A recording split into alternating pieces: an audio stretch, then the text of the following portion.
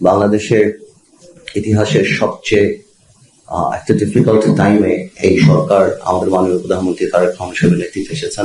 আপনারা দেখতে পাচ্ছি যে আমরা 100% এফোর্ট আমরা দিচ্ছি। ভুল ত্রুটি তো হবে, আমাদের সবারই হতে পারে, বাট নৈতিকতার জায়গা থেকে আমরা খুবই স্ট্রং এবং আমাদের মাননীয় প্রধানমন্ত্রীর বরিষ্ঠ নেতৃত্বে আমরাও যারা আছি এবং সবাই আমরা এই ইনস্ট্রাকশনই পাই যে we have to serve the country and uplift the interest of the people.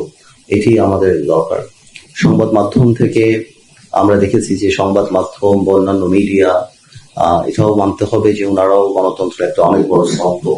এই 17 বছর আমাদের লড়াইটা ছিল গণতন্ত্রকে পুনঃপ্রতিষ্ঠা করা, যেটা নামে মাত্র গণতন্ত্র ছিল। বাট আমরা জানতাম যে একটা ফেসবুক স্ট্যাটাস দেওয়ার পরেও অনেকের অনেকবারই 10 বার চিন্তা করতে হতো স্ট্যাটাসকে আমি রাখবো কি রাখবো না। সেটা সংবাদ মাধ্যমের মধ্যেও ছিল, বা তারপরও স্বীকার করতেই হবে যে সংবাদ মাধ্যম গত 17 বছরও সেই ধরনের আপনার কন্ট্রোলিং নেচার এবং কথায় কথায় সেই সময় বলা যে টেলিভিশনের লাইসেন্স কারা দিয়েছে, কাদের কথা বলতে হবে সে যে মনে করিয়ে দেওয়া, হাত বেঁধে দেওয়া সাংবাদিক।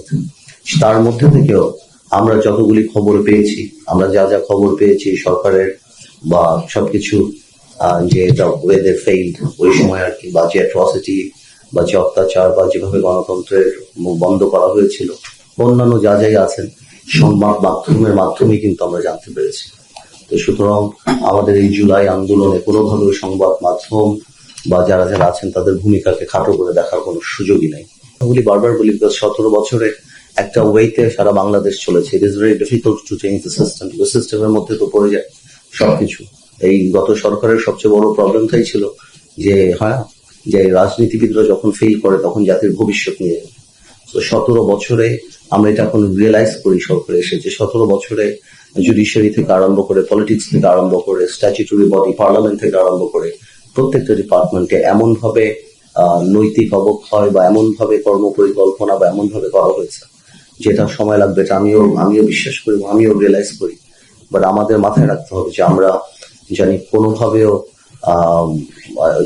সেই দিকে পা না দেয় এবং আমাদের রেগুলেটরি বডি এবং তাদের সাথে সেই সম্পর্ক করে এবং আমাদের জিনিসগুলি, আমাদের ইচ্ছা, আমাদের যে একটা বাংলাদেশকে একটা নতুন দিকে নিয়ে যাওয়ার যে স্বপ্ন, সেই জিনিসটা এবং সবচেয়ে বড় কথা যে ড্যামেজগুলি হয়েছে সেগুলি রিপেয়ার করা এবং নিউ সিস্টেম ডেভেলপ করা।